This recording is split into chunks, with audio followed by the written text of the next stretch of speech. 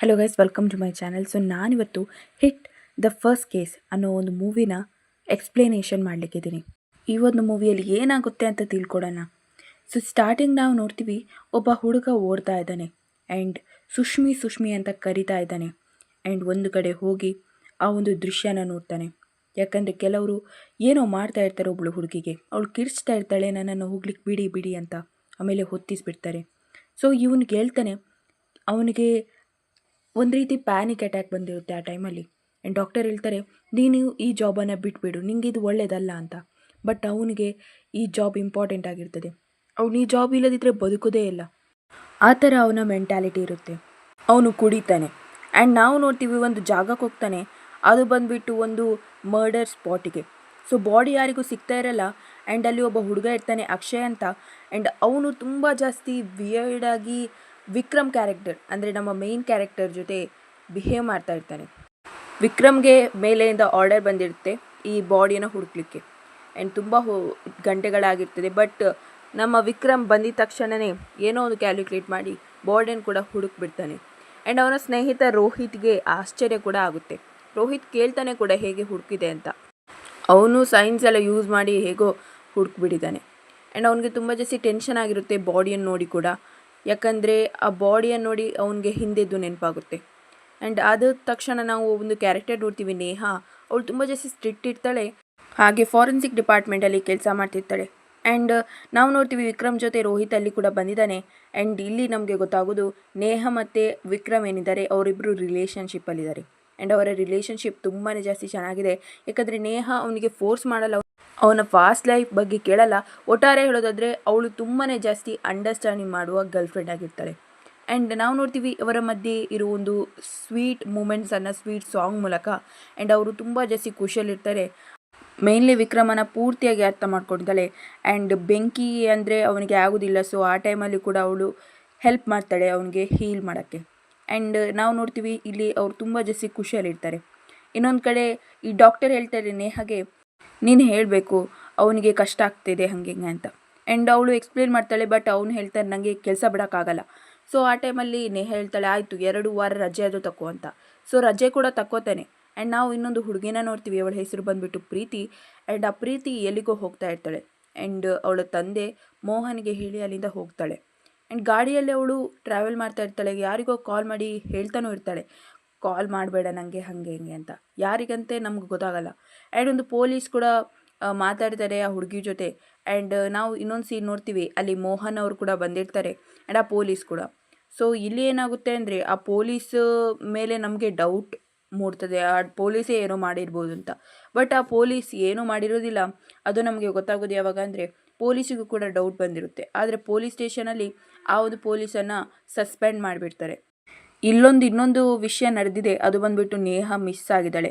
So ನೇಹನ ಮನೆಗೆ ಹೋಗ್ತಾನೆ and Vikram ಹುಡುಕ್ಲಿಕ್ಕೆ ಶುರು ಮಾಡ್ತಾನೆ. ಆ್ಯಂಡ್ ಅವನು ಹೆಲೋಸಿನೇಷನ್ ಮಾಡ್ತಾನೆ. ಆ್ಯಂಡ್ ನೇಹಾ ಬೆಡ್ಡಲ್ಲಿ ಅವನೇ ಇರೋದು, ಅವನು ಹೆಲೋಸಿನೇಷನ್ ಮಾಡೋದು. ಸೊ ನಾವು ನೋಡ್ತೀವಿ ವಿಷಯನ ರೋಹಿತ್ಗೂ ಹೇಳ್ತಾನೆ, ಏನಾಗ್ತಾ ಇದೆ ಅಂತ ಗೊತ್ತಾಗ್ತಿಲ್ಲ. ನೇಹಾ ನನಗೆ ಕಾಲ್ ಮಾಡಿದ್ಲು, ನಾನೇ ಕಾಲ್ ಎತ್ತಿಲ್ಲ.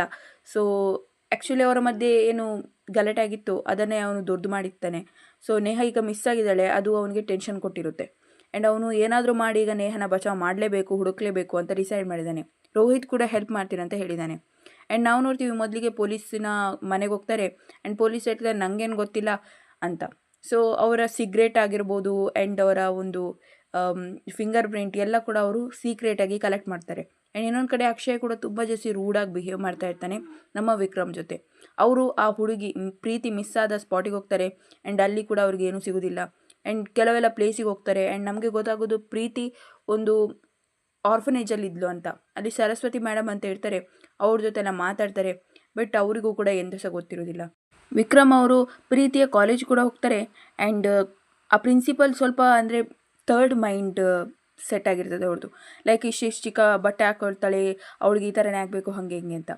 ಆಗ ವಿಕ್ರಮ್ ಖಡಕ್ಕಾಗಿ ಆನ್ಸರ್ ಮಾಡ್ತಾನೆ, ಸೀರಿಯಲ್ ಕೂಡ ಹೊಟ್ಟೆ ಕಾಣ್ತದಲ್ಲ ಅಂಕಲ್, ತುಂಬಾ ಚೆನ್ನಾಗಿತ್ತ ಆನ್ಸರ್. ಆ್ಯಂಡ್ ನಾವು ನೋಡ್ತೀವಿ ಅವನಲ್ಲಿಂದ ಬರ್ತಾನೆ ಆ್ಯಂಡ್ ಒಂದು ಹುಡುಗನ ಫಾಲೋ ಮಾಡ್ತಾನೆ, ಕೇಳ್ತಾನೆ ಈ ಹುಡುಗಿನ ನೋಡಿದ್ಯಾ ಅಂತ. ಬಟ್ ಅವನಿಗೆ ಏನೂ ಗೊತ್ತಿರಲ್ಲ. ನಾವು ನೋಡ್ತೀವಿ ಇಲ್ಲಿ ಕಾರ್ಯ ಮಾಡ್ತಿದ್ದಾರೆ ಪ್ರೀತಿ ಸತ್ತೋಗಿದ್ದಕ್ಕೆ. ಆ್ಯಂಡ್ ಇನ್ನೊಂದು ಕಡೆ ನಾವು ನೋಡ್ತೀವಿ ನಮ್ಮ ವಿಕ್ರಮ್ಗೆ ಒಂದು ಲೆಟರ್ ಸಿಗುತ್ತೆ, ವಿಕ್ರಮ್ನ ಒಂದು ಮನೆ ಮುಂದೆ ಬಾಡಿ ಇದೆ ಅಂತ. ಈ ಟೈಮಲ್ಲಿ ಅವನು ತುಂಬ ಜಾಸ್ತಿ ಅಳ್ತಾನೆ, ಯಾಕಂದರೆ ಅವನಿಗೆ ನೇಹ ನೆನಪಾಗ್ಲಿಕ್ಕೆ ಶುರುವಾಗುತ್ತೆ. ಆ್ಯಂಡ್ ಮೇಯ್ನ್ಲಿ ಅವನ ಪಾಸ್ಟ್ ಲೈಫ್ ಕೂಡ. ಆ್ಯಂಡ್ ನಮಗಿಲ್ಲಿ ಗೊತ್ತಾಗೋದು, ಇಲ್ಲಿ ಪಾಸ್ಟ್ ಲೈಫನ್ನು ಸರಿಯಾಗಿ ತೋರಿಸಿಲ್ಲ ಇವರು. ಎನಿವೇಸ್, ಎಷ್ಟು ಸೋರ್ಸ್ ಇದ್ದಾರೆ ಅದು ಹೇಳ್ತೀನಿ ನಾನು. ಸ್ಟಾರ್ಟಿಂಗ್ ನೀವು ನೋಡಿದ್ವಿ ಅಲ್ಲ, ಸುಷ್ಮಿ ಕ್ಯಾರೆಕ್ಟರ್, ಅವಳು ಹೇಳ್ತಾ ಇರ್ತಾಳೆ ವಿಕ್ರಮಿಗೆ, ಅಲ್ಲಿಂದ ಯಾರೋ ನನ್ನ ನೋಡ್ತಾ ಇದ್ರು, ಬೆಳಿಗ್ಗೆ ಸಹ ನೋಡಿದ್ರು, ಈಗ ಸಹ ನೋಡ್ತಿದ್ದಾರೆ. ಆ್ಯಂಡ್ ಆ ಟೈಮಲ್ಲಿ ವಿಕ್ರಮ್ ಜಾಸ್ತಿ ನಂಬೋದಿಲ್ಲ, ಮಾತ್ರೆ ಕೊಡ್ತಾನೆ, ಮಾತ್ರೆ ಕುಡಿ ಅಂತ ಹೇಳ್ತಾನೆ. ಮತ್ತು ಹೊರಗೋಗಿ ಒಬ್ಬ ವರ್ಕರ್ ಹತ್ರ ಕೇಳ್ತಾನೆ ಕೂಡ. ಆ ವರ್ಕರ್ ಏನು ಹೇಳ್ತಾನೆ ಅಂದರೆ, ಇಲ್ಲ ಸರ್ ಯಾರೂ ಇರಲಿಲ್ಲ ಅಂತ. ಅಲ್ಲಿಗೆ ಈ ಸೀನ್ ಕಟ್ ಆಗುತ್ತೆ. ಅವನು ಹಾಸ್ಪಿಟಲಲ್ಲಿ ಎಚ್ಚರಿಕೆ ಆಗುತ್ತೆ. ಆ್ಯಂಡ್ ಅಕ್ಷಯ್ ಅವನ ಜೊತೆ ರೂಡಾಗಿ ಬಿಹೇವ್ ಮಾಡಲಿಕ್ಕೆ ಶುರು ಮಾಡ್ತಾನೆ. ಆ್ಯಂಡ್ ಆ ಸರ್ ಬಂದು ಅಕ್ಷಯ್ಗೇನೆ ಬೈತಾರೆ. ಆ್ಯಂಡ್ ವಿಕ್ರಮ್ ಹೇಳ್ತಾರೆ, ನೀನು ಆ ಬಾಡಿಯನ್ನು ನೋಡಿ ಬಾ ಅಂತ. ಸೊ ಒಟ್ಟಾರೆ ಹೇಳೋದಾದರೆ, ವಿಕ್ರಮಿಗೆ ಅಕ್ಷಯ್ನ ಸಪೋರ್ಟ್ ಬಿಟ್ಟು ಮತ್ತು ಎಲ್ಲರದ್ದು ಸಪೋರ್ಟ್ ಇರ್ತದೆ. ಆ್ಯಂಡ್ ಡಾಕ್ಟರಿಗೂ ಕೂಡ ಹೇಳ್ತಾನೆ, ನೀನು ನನಗೆ ನನ್ನ ಬಗ್ಗೆ ಜಾಸ್ತಿ ತಲೆ ಕೆಡಿಸ್ಕೋಬೇಡ ಅಂತ. ಆ್ಯಂಡ್ ಆ ಸ್ಪಾಟಿಗೆ ಹೋಗ್ತಾನೆ. ಆ್ಯಂಡ್ ಆ ಸ್ಪಾಟಲ್ಲಿ ಪ್ರೀತಿಯ ಡೆಡ್ ಬಾಡಿಯನ್ನು ನೋಡ್ತಾನೆ. ಆ್ಯಂಡ್ ನಮಗೆ ಗೊತ್ತಾಗೋದು ಇಲ್ಲಿ ಏನೋ ಒಂದು ವಿಚಿತ್ರವಾದ ಸೀನ್ ಇದೆ ಅಂತ. ಸೊ ಒಂದು ಲೇಡಿನ ಕರ್ಕೊಂಬರ್ತಾರೆ ಡೌಟ್ ಬಂದು. ಆ್ಯಂಡ್ ಆ ಲೇಡಿ ಜೊತೆ ಮೊದಲಿಗೆ ವಿಕ್ರಮ್ ಮಾತಾಡ್ತಾನೆ ರೂಡಾಗಿ, ಮತ್ತು ರೋಹಿತ್ ಸ್ವಲ್ಪ ಸಾಫ್ಟಾಗಿ ಸ್ವಲ್ಪ ಯೋಚನೆ ಮಾಡಿ ಮಾತಾಡ್ತಾನೆ. ಎರಡೂ ಕೂಡ ವರ್ಕ್ ಆಗಲ್ಲ. ಆ್ಯಂಡ್ ನನಗೆ ಸ್ಟಾರ್ಟಿಂಗಿಂದನೂ ಸ್ವಲ್ಪ ಡೌಟ್ ಇದೆ ಈ ಒಂದು ಮೂವಿಯಲ್ಲಿ, ಅದು ನಾನು ಹೇಳ್ತೇನೆ ಕೊನೆಗೆ. ಆ್ಯಂಡ್ ಇಲ್ಲಿ ನಾವು ನೋಡ್ತೀವಿ, ನೇಹನ್ ಬಗ್ಗೆ ತುಂಬ ಜಾಸ್ತಿ ಚಿಂತೆಯಲ್ಲಿ ಇರ್ತಾನೆ ವಿಕ್ರಮ್. ಆ್ಯಂಡ್ ಅಕ್ಷಯ್ ಕೂಡ ತುಂಬ ಜಾಸ್ತಿ ಟಾಂಟ್ ಮಾಡ್ತಾ ಇರ್ತಾನೆ. ವಿಕ್ರಮ್ ತುಂಬ ಜಾಸ್ತಿ ತಾಳ್ಮೆಯಲ್ಲಿ ಇರ್ತಾನೆ ಆ ಟೈಮಲ್ಲಿ. ಆ್ಯಂಡ್ ಅಲ್ಲಿಗೆ ಹೋಗಿ ಅವರಿಗೆ ಗೊತ್ತಾಗೋದೇನೆಂದರೆ, ನಮ್ಮ ವಿಕ್ರಮಿಗೆ ಆ ಒಂದು ಲೇಡಿ ಏನು ಕರ್ಕೊಂಬಂದಿದ್ದಾರೆ ಅವ್ರದ್ದು ಏನೂ ತಪ್ಪಿಲ್ಲ ಅಂತ. ಸೊ ಮೋಹನಿದ್ದು ಹಲ್ಲಿನ ಒಂದು ಗುರುತು ಸಿಕ್ಕಿರುತ್ತೆ ಇವಳದು ಬಾಡಿಯಲ್ಲಿ. ಹಾಗೆ ಸರಸ್ವತಿ ಅವರು ಮ್ಯಾಮ್ ಇದು ಕೂದಲು ಸಿಕ್ಕಿರ್ತದೆ ಪ್ರೀತಿ ಬಾಡಿಯಲ್ಲಿ. ಸೊ DNA ಚೆಕ್ ಮಾಡಿದಾಗ. ಆ್ಯಂಡ್ ಮತ್ತೆ ನಮಗೆ ಗೊತ್ತಾಗೋದು, ಮಾತಾಡಲಿಕ್ಕೆ ಶುರು ಮಾಡ್ತಾರೆ. ಸರಸ್ವತಿ ಮೇಡಮ್ ಏನಿದ್ದಾರೆ ಅವರಿಗೆ ಏನೂ ಗೊತ್ತಿರೋದಿಲ್ಲ. ಆ್ಯಂಡ್ ಅದೇ ಒಂದು ವಿಷಯ ಆಗಿರುತ್ತೆ. ಆ್ಯಂಡ್ ನಾವು ನೋಡ್ತೀವಿ ಇಲ್ಲಿ ಸ್ವಪ್ನ ಇದ್ದಾಳೆ ನೋಡಿ, ರೋಹಿತ್ನ ಹೆಂಡತಿ, ಅವಳು ಕೂಡ ಆರ್ಫನೇಜಲ್ಲೇ ಇದ್ದವಳು, ಅಂದರೆ ಪ್ರೀತಿ ಜೊತೆ. ಸೊ ಹಾಗಾಗಿ ಡೌಟ್ ಆಗುತ್ತೆ ನಮ್ಮ ವಿಕ್ರಮಿಗೆ, ಸ್ವಪ್ನ ಜೊತೆ ಸ್ವಲ್ಪ ಮಾತಾಡ್ತಾನೆ ಕೂಡ. ಆ್ಯಂಡ್ ಅವಳು ಕೂಡ ಏನು ಗೊತ್ತಿಲ್ಲ ಥರ ಇರ್ತಾಳೆ. ಮತ್ತು ಸ್ಟೇಷನಲ್ಲಿ ವಿಕ್ರಮ್ ಮತ್ತು ಅಕ್ಷಯ್ ಮಧ್ಯೆ ಫೈಟ್ ಕೂಡ ಆಗುತ್ತೆ. ಆ್ಯಂಡ್ ಒಬ್ಬ ಹುಡುಗನ ಫಾಲೋ ಮಾಡ್ಕೊಂಡು ಹೋಗ್ತಾನೆ. ಆ್ಯಂಡ್ ಆ ಟೈಮಲ್ಲಿ ಅವನಿಗೆ ಬೆಂಕಿ ಹತ್ಕೊಂಡ್ಬಿಡ್ತದೆ. ಆ್ಯಂಡ್ ಯಾರೋ ಇವನ ತಲೆಗೆ ಗನ್ನನ್ನು ಪಾಯಿಂಟ್ ಮಾಡ್ತಾರೆ. ಆ್ಯಂಡ್ ಆ ಟೈಮಲ್ಲಿ ಒಂದು ಸೂಪರ್ ಆಗಿರೋ ಕ್ಲೈಮ್ಯಾಕ್ಸ್ ಬರುತ್ತೆ. ಅಕ್ಷಯ್ ಬಂದು ಸೇವ್ ಮಾಡ್ತಾನೆ. ಸೀರಿಯಸ್ಲಿ ಇಡೀ ಮೂವಿಯಲ್ಲಿ ಅಪೋಸಿಟ್ ಆಗಿರೋ ಅಕ್ಷಯ್ ಬಂದು ಸೇವ್ ಮಾಡ್ತಾನೆ ವಿಕ್ರಮನ. ಅದು ವಿಕ್ರಮ್ ಕೂಡ ಆಶ್ಚರ್ಯ ಆಗುತ್ತೆ. ಆ್ಯಂಡ್ ಆ ರೌಡಿ ಏನಿದ್ದಾನೆ ಅವನಿಗೆ ಸಮ ಹೊಡಿತಾನೆ, ಯಾರು ಎಂಥ ಕತೆ ಅಂತ ಹೇಳು ಅಂತ. ಆ್ಯಂಡ್ ಇವ್ರಿಗೆ ಗೊತ್ತಾಗುತ್ತೆ, ಒಂದು ಹೌಸ್ನ ಅಡ್ರೆಸ್ ಕೂಡ ಕೊಡ್ತಾನೆ.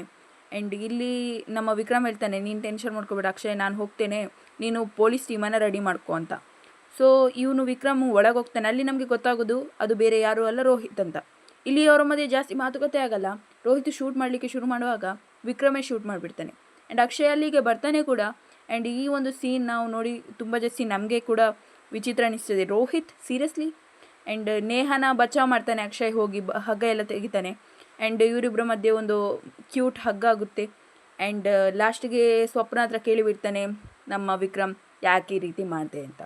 ಹಾಂ, ರಿಯಲ್ ವಿಲನ್ ರೋಹಿತ್ ಅಲ್ಲ, ಸ್ವಪ್ನ. ಆ್ಯಕ್ಚುಲಿ ಸ್ವಪ್ನ ಹೇಳಿಕ್ಕೆ ಶುರು ಮಾಡ್ತಾಳೆ, ನಾವು ಆರ್ಫನೇಜಲ್ಲಿ ಒಟ್ಟಿಗೆ ಇದ್ವಿ, ನಾವು ಒಳ್ಳೆ ಫ್ರೆಂಡ್ಸ್ ಆಗಿದ್ವಿ. ಆ್ಯಂಡ್ ಮೇನ್ಲಿ ಪ್ರೀತಿ ಬಗ್ಗೆ ನನಗೆ ಎರಡನೇ ಫೀಲಿಂಗ್ ಇತ್ತು. ಅಂದರೆ ನಿಮಗೆಲ್ಲ ಅರ್ಥ ಆಗಿರ್ಬೋದು, ಫ್ರೆಂಡ್ಸ್ಗಿಂತ ಮೇಲೆ ಆ ರೀತಿ ನನಗೆ ಫೀಲಿಂಗ್ ಇತ್ತು. ಆ್ಯಂಡ್ ಆ ಟೈಮಲ್ಲಿ ಸರಸ್ವತಿ ಮ್ಯಾಮ್ ಏನಿದ್ದಾರೆ ಅವ್ರು ನಮ್ಮನ್ನು ದೂರ ಮಾಡಿದರು. ಪ್ರೀತಿಗೆ ಒಂದು ಫ್ಯಾಮಿಲಿ ಸಿಕ್ತು, ನಾನು ಆರ್ಫನೇಜಿಂದ ಹೊರಗೆ ಬಂದೆ. ಆಮೇಲೆ ನನ್ನನ್ನು ರೋಹಿತ್ ಇಷ್ಟಪಡ್ತಾಯಿದ್ರು, ಅವ್ರನ್ನ ಮದುವೆ ಕೂಡ ಆದೆ. ನನಗೆ ರೋಹಿತನ್ನು ಆಕ್ಸೆಪ್ಟ್ ಮಾಡಲಿಕ್ಕೆ ಆಗೋದಿಲ್ಲ, ಯಾಕಂದರೆ ನನ್ನ ಮನಸ್ಸಲ್ಲಿ ಪ್ರೀತಿಯೇ ಇದ್ಲು. ಯಾವಾಗ ಪಾರ್ಟಿಯಲ್ಲಿ ನಾನೊಮ್ಮೆ ಪ್ರೀತಿಯನ್ನು ನೋಡಿದೆ, ಬಟ್ ಪ್ರೀತಿ ಅಷ್ಟು ಚಿಂತೆ ಮಾಡಿಲ್ಲ ನನ್ನ ಬಗ್ಗೆ. ಆ್ಯಂಡ್ ಅದು ನನಗೆ ತುಂಬ ಜಾಸ್ತಿ ಬೇಜಾರಾಯಿತು. ಆ ಟೈಮಲ್ಲಿ ನನ್ನನ್ನು ಔಟ್ಸೈಡರ್ ಥರ ನೋಡಿದ್ಲು ಅವಳು. ಆ್ಯಂಡ್ ಒಂದು ಕಡೆಯಲ್ಲಿ ನಾನು ವಿಷಯ ಕೂಡ ಹೇಳಿದೆ, ನಾನು ನಿನ್ನನ್ನು ಇಷ್ಟಪಡ್ತಿದ್ದೀನಿ ಅಂತ. ಬಟ್ ಅವಳು ಸಿಟ್ಟಲ್ಲಿ ಹೋಗಿಬಿಡ್ತಾಳೆ. ಆ್ಯಂಡ್ ಆ ಟೈಮಲ್ಲಿ ಇವಳು ಪ್ಲ್ಯಾನ್ ಮಾಡಿ ಈ ಹುಡುಗನ ಹತ್ರ ಹೇಳೋದು ಗಾಡಿನ ಕೆಟ್ಟೋಗಿಸು ಅಂತ. ಕಿಡ್ನ್ಯಾಪ್ ಕೂಡ ಮಾಡ್ತಾರೆ ಪ್ರೀತಿನ. ಸೊ ಪ್ರೀತಿ ಹೇಳ್ತಾಳೆ, ನೀನು ಸೈಕೋ ಆಗಿದೆಯಾ ಅಂತ.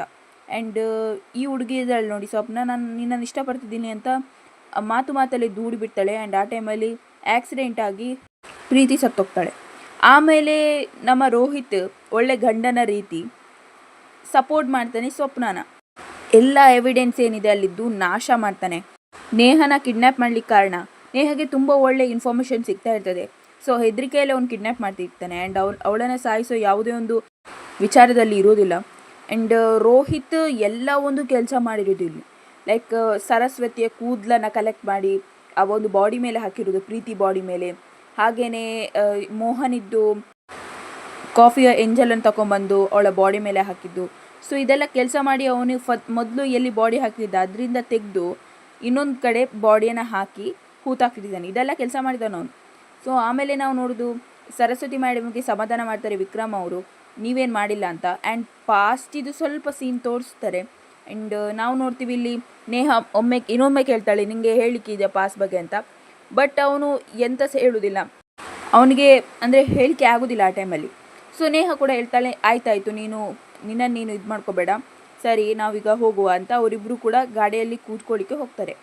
ಈ ಒಂದು ಸೀನ್ ನನಗೆ ವಿಚಿತ್ರ ಅನ್ನಿಸ್ತು, ಯಾಕಂದರೆ ಆ ಟೈಮಲ್ಲಿ ಯಾರೋ ಅವನಿಗೆ ಗನ್ ಪಾಯಿಂಟ್ ಮಾಡ್ತಾ ಇರ್ತಾರೆ. ಇಲ್ಲಿಗೆ ಈ ಮೂವಿ ಮುಗೀತದೆ. ಸೊ ಗೈಸ್, ನನ್ನ ಪ್ರಕಾರ ಈ ಒಂದು ಮೂವಿದ್ದು ಸೀಕ್ವಲ್ ಬರ್ತದೆ. ಸೊ ಹಾಗಾಗಿ ಈ ರೀತಿ ಒಂದು ಕ್ಲೈಮ್ಯಾಕ್ಸ್ ಕೊಟ್ಟರು. ಆ್ಯಂಡ್ ಮೇನ್ಲಿ ಒಂದು ಪಾಸ್ಟ್ ಏನಿದೆ ವಿಕ್ರಮ್ ಇದು, ಅದು ಕರೆಕ್ಟಾಗಿ ತೋರಿಸಲೇ ಇಲ್ಲ. ಆ್ಯಂಡ್ ನಾವೇ ಅರ್ಥ ಮಾಡ್ಕೋಬೇಕು ಅಂತ ಬಿಟ್ಬಿಟ್ರು. ಒಟ್ಟಾರೆ ಹೇಳೋದಾದರೆ ನೇಹ ಮತ್ತು ವಿಕ್ರಮ್ ಇದು ಕೆಮಿಸ್ಟ್ರಿ ಚೆನ್ನಾಗಿದೆ. ಆ್ಯಂಡ್ ನನಗೆ ಮೂವಿ ನೋಡ್ತಿರುವಾಗಲೇ ಗೊತ್ತಿತ್ತು ರೋಹಿತ್ ಈ ಕೆಲಸ ಮಾಡ್ತಿದ್ದಾನೆ ಅಂತ. ಬಟ್ ಸ್ವಪ್ನ ಆ್ಯಂಗಲ್ ನನಗೆ ಸ್ವಲ್ಪ ಡಿಫ್ರೆಂಟ್ ಅನ್ನಿಸ್ತು. ಆ್ಯಂಡ್ ಇನ್ನೊಂದು ಕಡೆ ನಾನು ನೋಡಿದ್ದು ಅಕ್ಷಯನ, ಅವ್ನು ಸರಿಯಾಗೋದು ಅದು ಮಾರ್ರೆ ಬೆಸ್ಟ್ ಪಾರ್ಟ್ ಈ ಮೂವಿಯಲ್ಲಿ. ಎಂತನೇ ಹೇಳಿ ಅದು ಬೆಸ್ಟ್ ಪಾರ್ಟ್. ಅವ್ನು ಯಾಕೆ ಸರಿಯಾದಂತಲೇ ಇಲ್ಲ, ಒಟ್ರಾಶಿ ಸರಿ ಆಗ್ತಾರೆ. Anyways, thank you very much for watching.